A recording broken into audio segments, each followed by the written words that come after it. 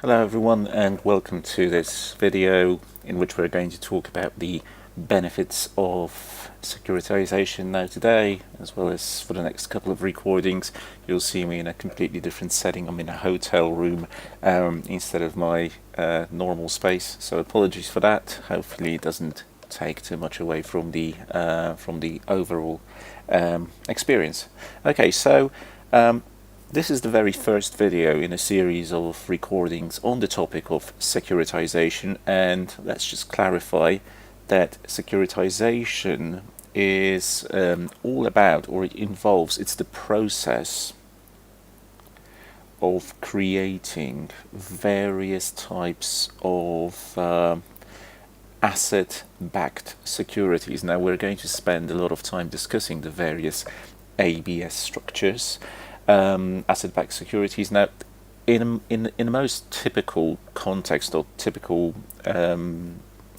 let's say, setup that you're going to see is, well, let's just go through a little bit of an example of what a securitization may involve. First of all, let's imagine that you've got a bank that originates or makes loans. A lot of the time in these readings they'll talk about, the CFA curriculum writers will talk about originating loans. That is the same as making loans. Obviously loans to borrowers. It doesn't have to be a bank. You'll also see me for example in the next video where we'll be going into the process in more detail. You'll see me talk about, for example, a manufacturing company that extends loans to its customers who buy products on lease terms, for example, or on loan. So here you've got bank originating loans to borrowers, and these loans would sit on a bank's balance sheet as an asset. So it's a cash generating asset, or a cash flow generating asset, and as such it's going to be a prime candidate to be used in a securitization, because securitizations always involve some cash flow generating assets. Now what the bank will do next, as the next step, is it will pool or collect those loans together, pool the loans with similar underlying characteristics. So, you know, for example, let's pull together mortgage loans with a similar time to maturity, maybe 30 years, right? Loans that were made to good quality, prime quality clients. That's what I mean by similar characteristics. And once a pool has been created, what the bank does next is that pool of loans, the assets effectively, gets sold, it gets transferred to an external company that we're going to refer to as the special purpose entity, or sometimes the special purpose vehicle, although I will be using these terms very sort of interchangeably. SPE, special purpose entity, and in the next video we'll talk about why that is I guess used, why we need that transfer, because the next step is going to be all about now the SPE, the entity that bought the pool of loans, issuing issuing securities. It issues asset-backed securities, ABSs, which are going to be backed on the pool of loans, and that's issued to investors. So investors buy this stuff. Okay, a few notes here. The process described over here in steps 1 to 3, that's all about the creation and the subsequent transfer of the assets. In my example, it's the pool of loans, and in most examples you're going to find in the curriculum it will be a pool of loans. It just doesn't have to be bank loans. From the originator being the bank.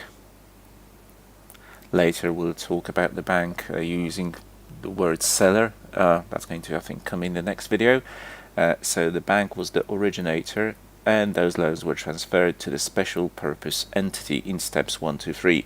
Now also let me say that the pool of loans, i.e. the assets used in the securitization, will often be referred to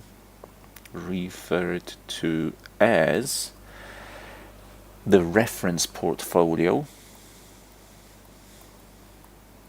Okay, that's one way of calling it. Another name is the collateral, which kind of makes sense because they act as the collateral in the transaction. You can also come across the term securitized assets. So assets that have been subjected to a securitization.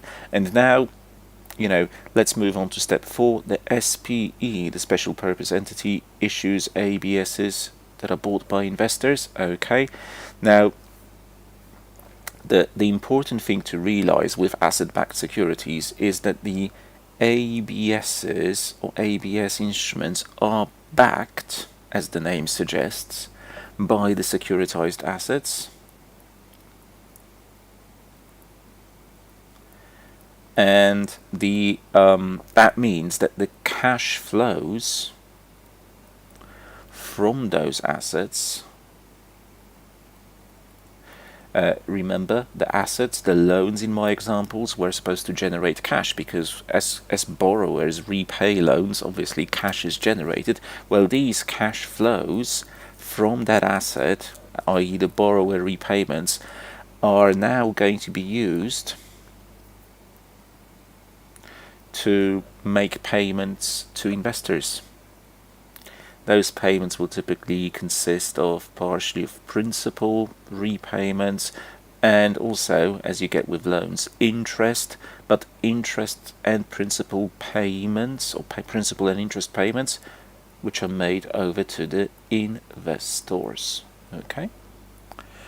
And what ABSs do is they create a link between the borrowers up here and the investors who buy the ABSs,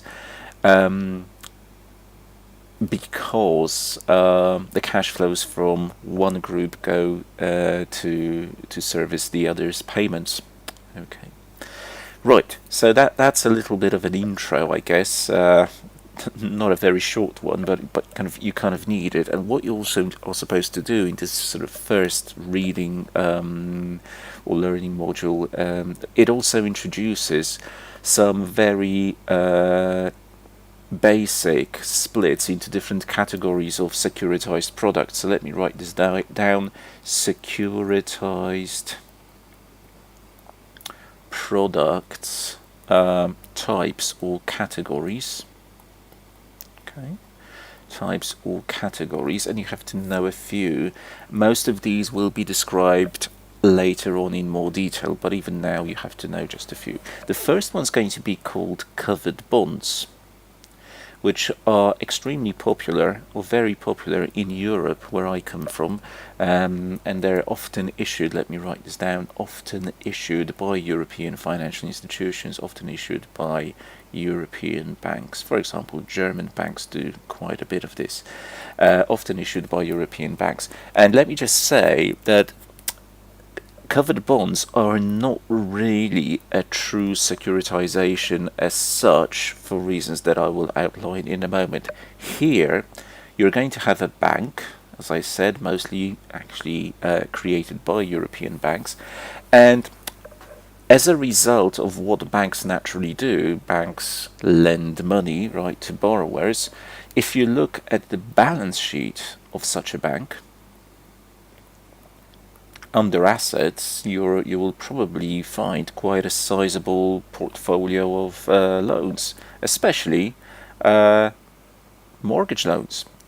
So if you pull together some mortgage loans which that specific bank has generated, loans sitting on its balance sheet, What they will do is these loans, now the trick is, previously I said a bank will sell or transfer the pool of loans to a special purpose entity. With covered bonds, you actually don't get this. That pool of mortgage loans is going to be segregated from all the other assets which the bank holds,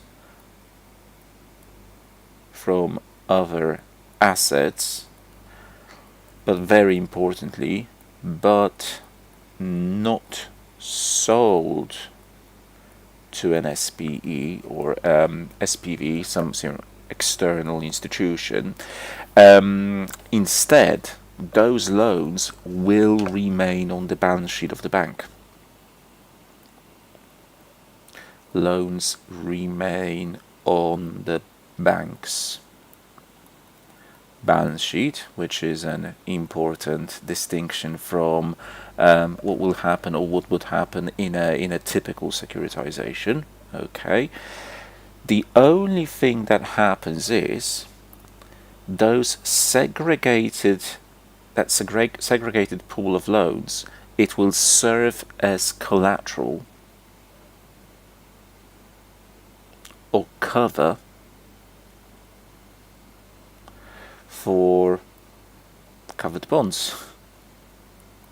Now the covered bonds, this stuff, right, it will be issued by the bank. So the bank issues what we call covered bonds, and investors who buy this stuff receive payments from the bank, principal payments, interest payments. They don't receive payments that would flow from the borrowers who took out the mortgage loan. So the money doesn't come from the borrowers, it comes from the bank, and only, and this is the important distinction, only if the bank defaults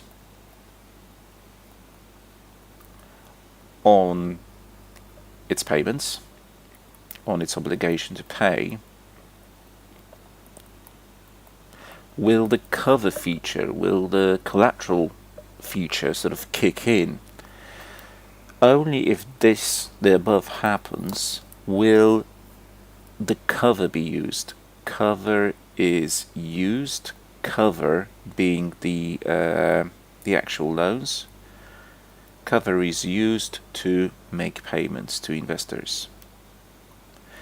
So it's more or less of a sort of a backstop feature, payments to investors. In case the bank is unable to make the payments, we shall use the money flowing in from the borrowers on a specific pool of mortgage loans. But if the bank is making its ordinary payments, you don't really feel the effect of receiving any money that is being repaid by borrowers, which is why this is not really regarded as a true securitization. And I guess a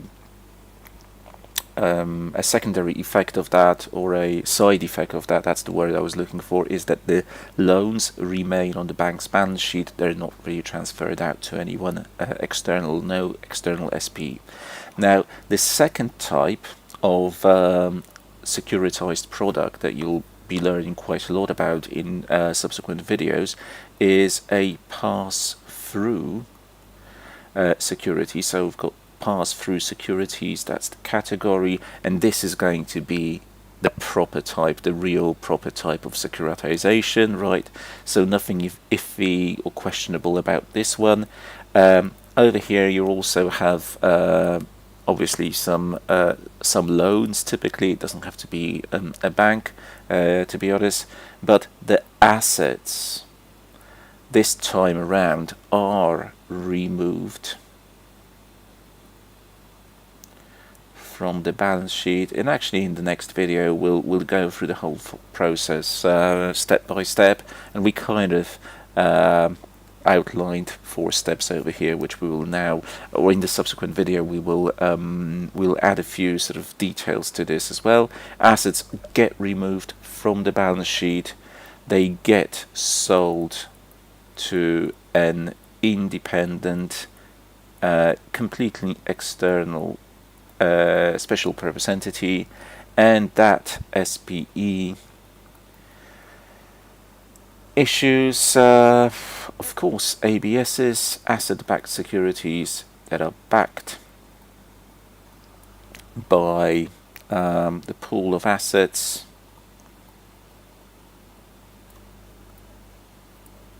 and here, the link is going to be quite obvious. Those assets are cash-generating assets, so generate some cash flows. Typically, loans of various natures, The cash flows here are going to get passed through. Sorry, hence the name. Let me write that again. I made a mess of that. Passed through to, of course, investors who buy the ABSs, who buy the pass-through securities.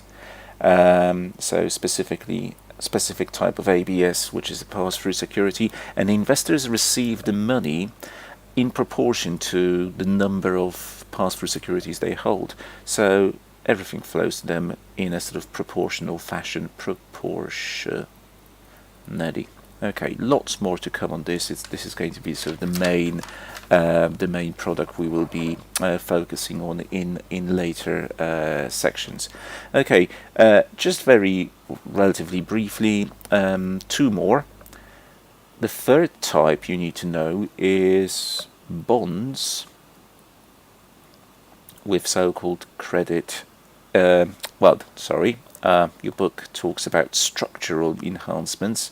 They may be of a credit nature, but not necessarily only credit. Structural enhancements. What I wrote before credit wouldn't be a mistake as such, but this is a broader term. Structural enhancements. Okay, what happens here? These enhancements, they obviously offer some benefit. They offer a benefit to some investors. They increase or improve the predictability of cash flows or cash flow timing, let's say, to some investors. Okay, so if you imagine that, this is going to be very similar to the previous structure with the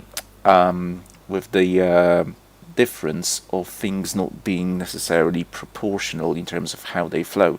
So if you imagine that up here you've got some borrowers who took out loans, and they're making payments on their loans, right? And in some months, let's say, those payments are that cash flow pattern is very predictable, but sometimes, especially with loans made to individuals, I guess businesses as well, a borrower may actually decide to make bigger payments than those officially scheduled. We call those prepayments, whereas obviously they may subsequently revert to the official schedule, which is kind of as before.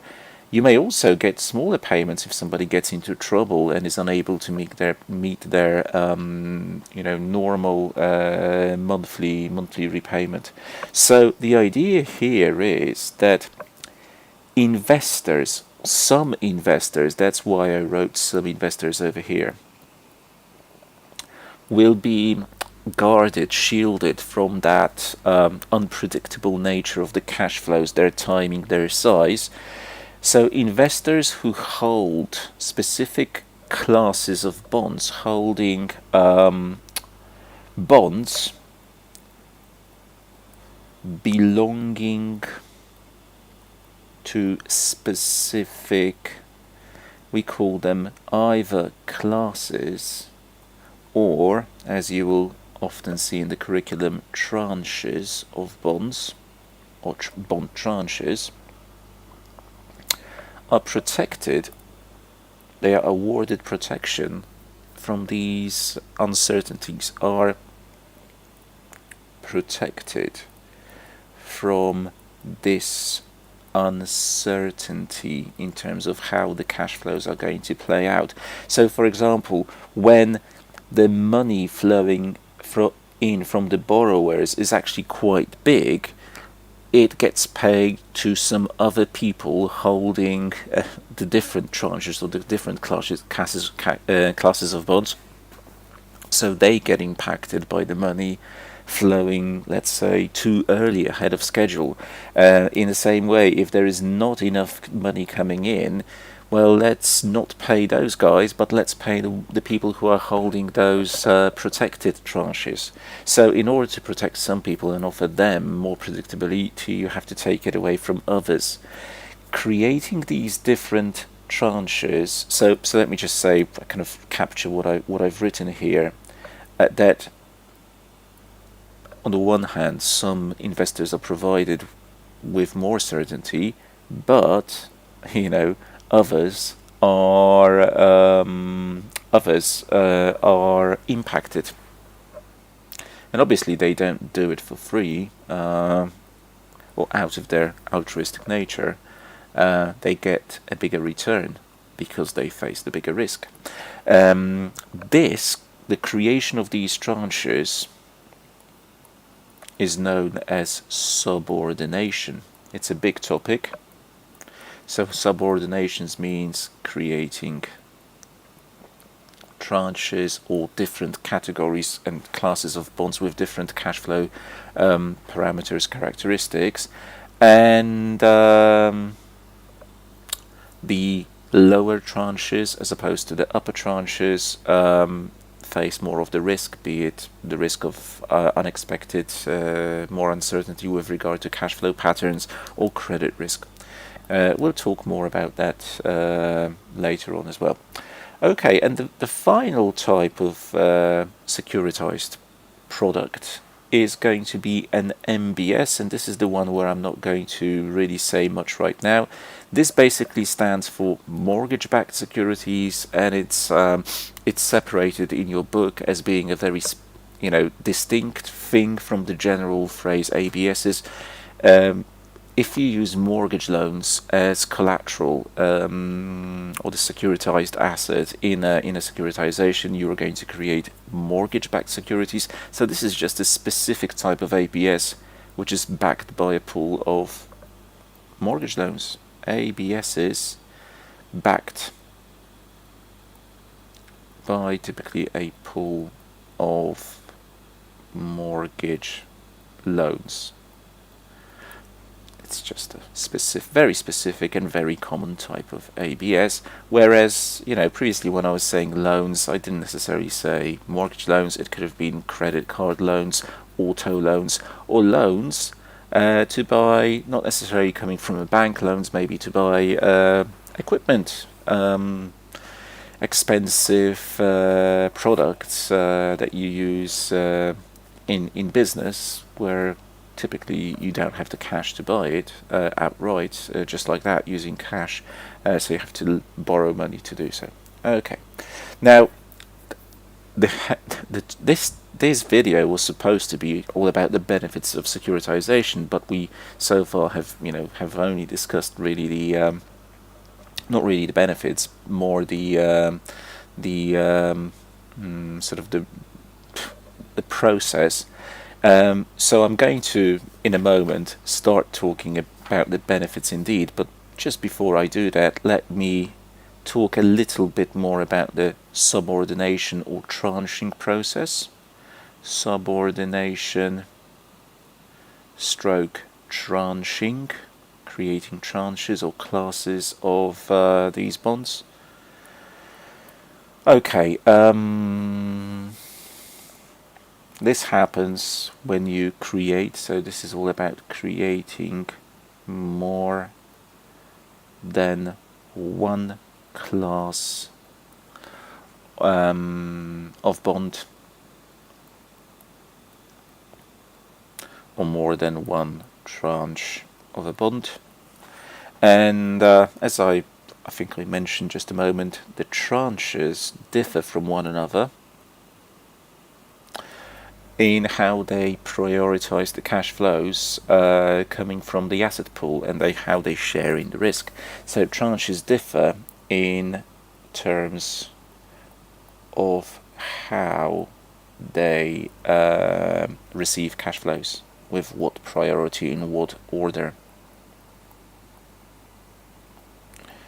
from the securitized assets. Okay, and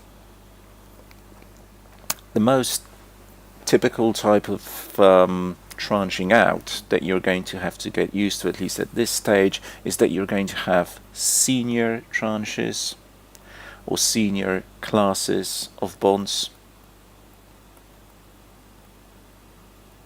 And of course, the other type, which we're going to call subordinated,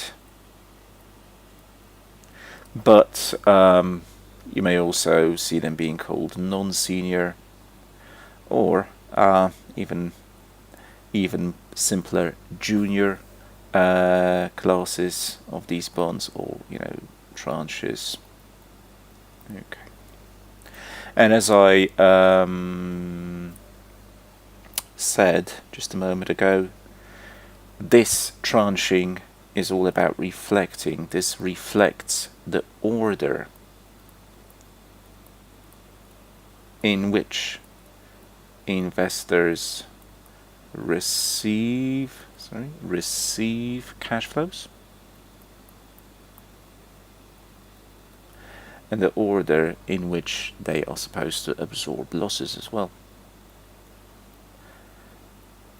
Okay, more on that in later videos. Good.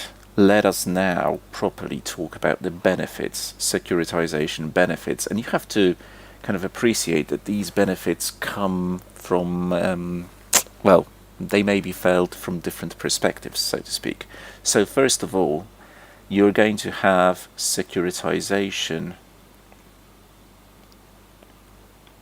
benefits as felt by the issuers. So for the issuers, or to the issuers, right? The issuers of the ABSs. Issuers. Good. Now, the issuers can be both banks as well as non-financial institutions. So let's think about a bank first. Lenders, after all, are typically banks. Okay, so this is a good perspective to start with, and banks were the traditional issuers of securitized products. Okay, just one word of warning: if you ever get to reading the curriculum in this chapter, which I don't think you need, not if you're watching this video, but just be aware of one very specific word in English. Instead of saying that banks make loans or banks originate loans, what you'll often see being said, or see being written down, is that banks underwrite loans, which is as good as saying banks make loans, they originate loans. Okay, if English is not your native language, as is the case with me, you may find that a little bit confusing. What does that mean, right? Underwrite. When banks underwrite loans, when banks make loans, the loans typically stay on the balance sheet of the bank.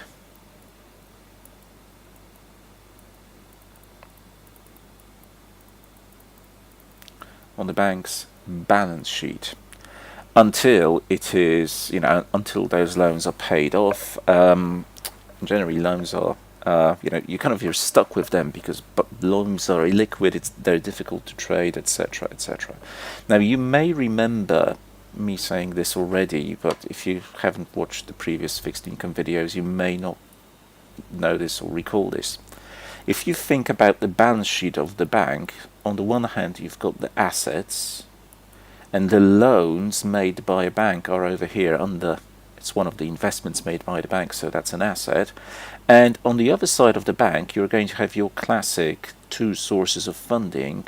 That is equity, also known as capital, and the bank's liabilities. Now, liabilities for a financial institution like a bank are primarily deposits taken from depositors. Here you've got loans to borrowers. And the thing is, if you make a lot of loans, and loans are obviously risky because they expose you to credit risk, it may so happen that not all of the money comes back in full, especially if you lend to the wrong type of client. So, this lending exposes you to risk and exposes you to potential losses. And the idea is, if losses happen, your assets are going to potentially fall in value. And then the question is, on the other side of the balance sheet, what will give? Well, you can't go to your depositors and tell them, I'm sorry, ladies and gentlemen, we've sort of, we didn't really lend to the right people and they didn't all pay us back. So you're also going to have to suffer a little bit. No, your depositors are absolutely protected. If you promised to keep their money safe, there's no reason or there's no way you're going to harm them or hit them. You're going to hit equity. Equity is what absorbs losses, or capital is. I often say that equity is the loss absorbing buffer in a bank, in a financial institution. And banks typically don't have a lot of equity. However, the more loans you want to make, the bigger your loan portfolio you want to have, you should have more equity or more capital to act as the loss absorbing buffer. It has to be proportional, and there are rules concerning this. They're called the capital adequacy rules, or also known as Basel rules. And you probably will have heard about Basel if you work in the financial sector, irrespective of where you are based around the world. So the thing is, if you're going to have loans staying on a bank's balance sheet, this requires lots of capital. Simply. And we mean equity by this. To act as the loss absorbing buffer.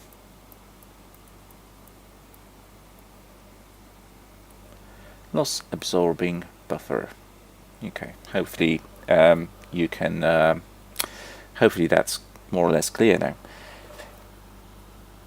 However, if you, instead of holding the loans on your balance sheet, if you originate the loans, so let me do a big but here, originating, so making the loans and quickly selling them without too much holding on your balance sheet will surely reduce your capital requirement.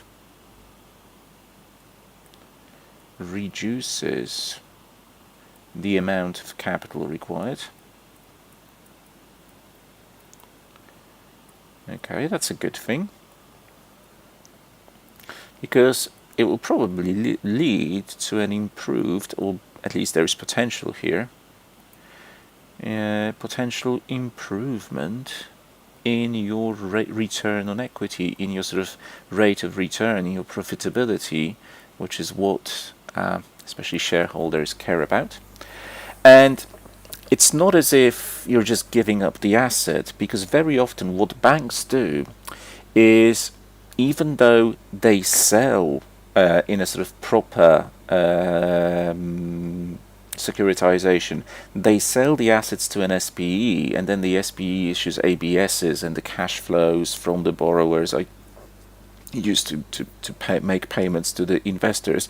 The bank often in many of the securitizations that I was involved in, or I've seen, still acts as the servicer of the loans, so that if the people at the top, the borrowers here, if they've got any questions concerning, their balance, or if they want to restructure the loan, etc., etc., or just make a payment, the regular monthly payment, they still do so to the bank. I mean, they don't pay to us, to the SPE. The bank collects the money, the bank counts the money, the bank processes the money, and they collect what's known as a servicing fee for this.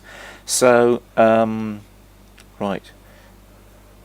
So let's also add that not only is this an improvement in ROE, but also this generates additional fee income, as I mentioned, from servicing the assets.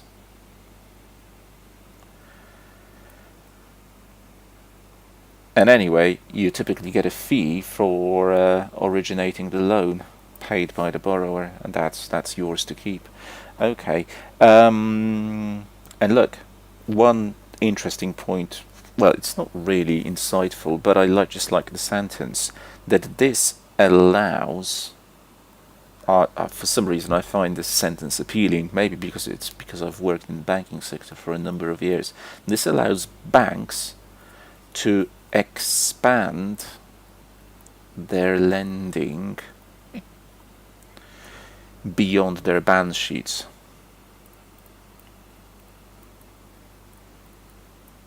You may think, well, it sounds very clever, etc.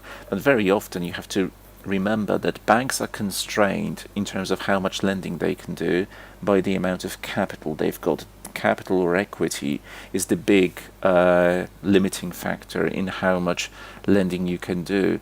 But that only applies if you intend to hold the loans on your balance sheet. If you don't, well, you all of a sudden break free of this limiting factor, which is potentially quite attractive, right? Okay, let's now think about some other benefits, but this time it's going to be benefits felt not by the issuers, but benefits to the investors in these types of ABSs. Well, this gives them the ability to get exposure to private debt. Normally, if you are an investor, you can't, well, think about it. What could you do in a world without asset-backed securities if you wanted to get exposure to private debt? Private debt is, of course, debt given to clients, to borrowers, but not because those borrowers issued bonds, which trade in the public market, anybody can buy them. We're thinking about loans to companies, loans to individuals, that kind of thing, as opposed to bonds issued by issuers of publicly traded securities, debt securities. So if for an investor, if you're not a bank, think about what would have to happen in order for you to get exposure to this without ABSs. Private investors would either have to try and lend directly to clients or purchase loans from banks, and or maybe just become equity investors who hold shares of banks. In any case, I mean, holding shares of banks is I guess the most accessible of those ideas. But if you as a private individual, let's say a wealthy private individual, wanted to do some lending of your own to private companies, to individuals, think about all the resources, knowledge and skills and experience you'd need to have concerning, the evaluation of the potential borrowers, their ongoing monitoring, running up, chasing them for the payments, obviously, and so on and so forth. So ABSs just make life a lot more easier, because an ABS creates a link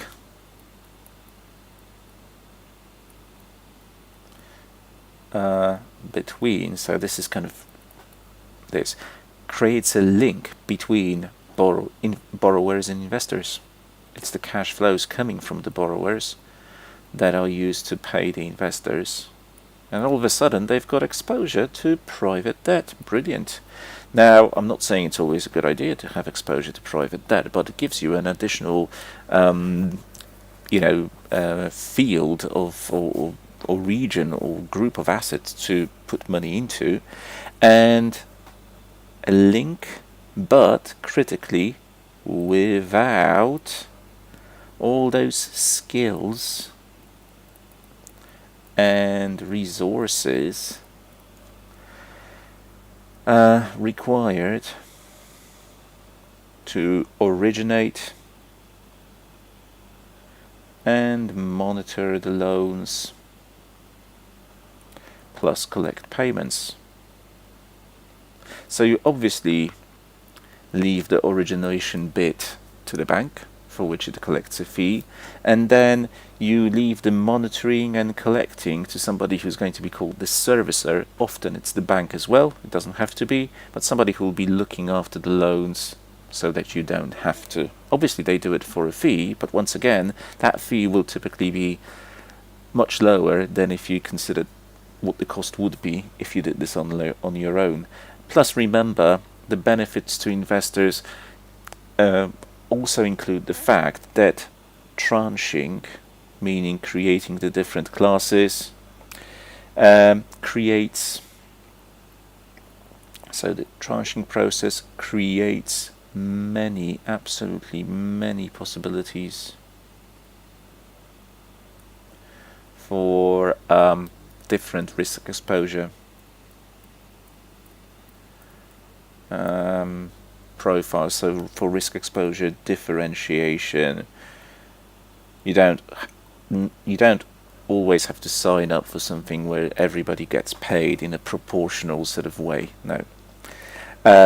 Obviously more on that aspect in future videos. Okay, and the final group of benefits, so to speak, are the benefits to the financial markets overall. Obviously benefits of securitization. So benefits to financial markets. So a couple of points here. ABSs are tradable instruments. Okay, tradable. I'm not sure how to spell this. Is it with EA? So I did something in between. Even though they are based on loans, which are not tradable as such, the products here are tradable and definitely are going to be more liquid than the underlying loans, which itself is a good thing that you've got liquidity. Now, because there is trading happen in secondary markets all the time, these instruments get traded, buyers buy them from sellers, and they then sell them to somebody else as well. In secondary markets, you're going to see prices appearing, and price is a good thing because prices allow us to value assets, and when you see prices, you can determine whether those prices are too high, too low, whether something is overvalued, undervalued, and that promotes efficiency in the market. When we see the prices, we can act on them to get to the price to where we think the true or fundamental inherent value actually is. So having prices is regarded as a good thing, and that's a function of the fact that ABSs trade, whereas loans don't. It's also an alternative way of funding operations for businesses beyond what is traditionally available via the bond market, the equity market, and the more variety there is, the lower costs of funding probably will have. So helps lower costs. It's not always going to be the perfect or cheapest alternative, but in some cases it is. Helps lower costs, and therefore what it will do is make the return on capital of those businesses potentially better. Okay, now you could say this is a benefit for issuers, and I agree, but it's also something beneficial for financial markets overall. Okay, and another point here, which could just as well belong under the heading benefits to issuers, okay, is the fact that as a result, companies, it's not just about banks, companies can sell their products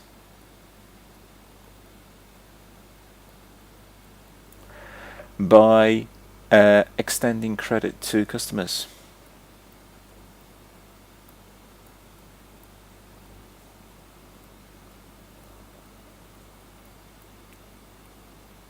Now, typically here we're talking about products which are quite expensive for customers to buy, and customers wouldn't be able to afford that purchase. But companies who create, who build, construct, or in some other way, high value assets like specialized machinery, or perhaps high tech equipment, they will often or indeed cars, they will often give you loans so that you are able to buy whatever the product is.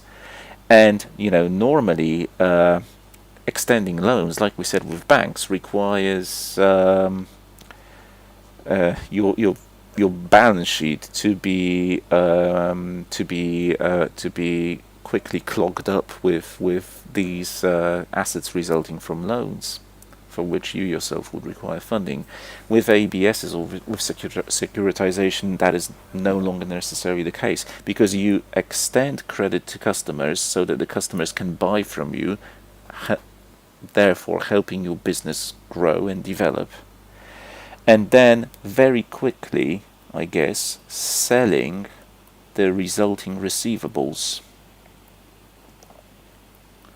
If you've extended credit to your customers so that your customers can purchase something, you have a receivable from your clients. It's a type of asset. You sell that to an SPE, and of course the SPE issues ABSs, and the SPE to whom you sell those receivables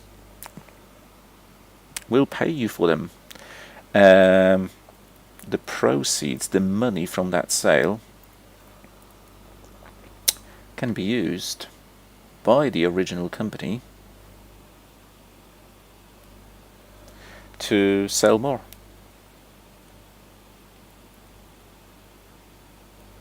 To sell more of your products, of course, instead of freezing funding up on the balance sheet as receivables from clients. Okay, and normally if you kept the loans on your balance sheet, obviously it depends on who the loans were made to, but that would have possibly a detrimental effect on your assessment of credit quality. If a rating agency were to give you a rating, the fact you've got these long-term receivables on your balance sheet would definitely not help. Here, with these proper securitizations, you don't have those assets sitting on your balance sheet, so you've got a much thinner and much cleaner balance sheet essentially, and probably you're doing more business because customers are better able to afford your products. So let's say that ABSs give companies access to cheaper funding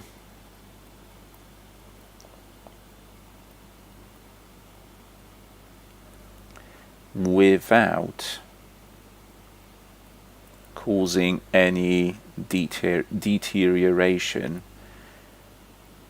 to credit quality, deterioration in credit quality. Okay. Anyway, if you didn't sell these loans to an SPE who pays you money, if you wanted to keep them, you'd probably have to issue some long-term bonds that would sit on your liabilities, and you'd have to, well, that would definitely impact your credit quality, right? Because if you've got more obligations, more debt sitting on your balance sheet, nobody's going to give you a higher credit rating on the back of that. If you sell the receivables, get the cash, you no longer need that extra funding, so your liabilities do not grow. Right, let's just talk about two risks. Don't worry, it's going to be very quick. The risks of securitization. Quite important to be aware of these. First of all, there is the risk associated with the timing of the cash flows. Remember, at the top of the whole structure, we've got the borrowers who are making repayments on some form of loan, and those payments could either be they could come quicker than expected or quicker than scheduled. We call this contraction risk, so contractions. But they could also take longer extensions, maybe not longer than scheduled. That's not what I mean. Longer than we expected, because we typically, when we look at ABSs, we build in some expectation of some people will pay early or they will prepay. So depending on how you initially thought about it, you may then find it's happening even more quicker, or it's taking longer than I expected. Contraction and extension.